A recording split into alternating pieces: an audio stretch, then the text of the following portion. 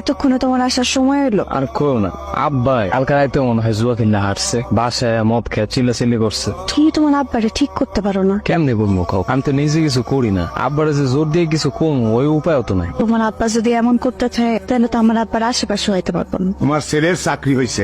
কি চাকরি তারপরে তো লেখাপড়া শেষ হয়নি। আরে ওর লেখাপড়া শেষ হইতে হইতে তো আমি কপ করে চলে যাবো, আমার আর অত ধৈর্য নাই। এই সংসারটা চালাইতে অত্যন্ত কষ্ট হয় আমার এবং প্রচুর টাকা লাগে, এই জন্য ওর চাকরি ঠিক করছি। আর তাছাড়া এখন ওই জুয়ার ফর বসাইতে অনেক কষ্ট হয়, প্রশাসন খুব সচেতন, বুঝলা?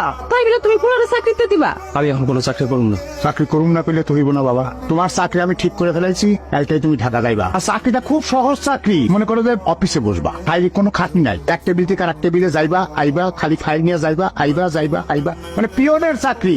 আমি কইছি আমার পোলারে MA পাস করামু, এই চাকরি ও করবো না, ভালো চাকরি করবো।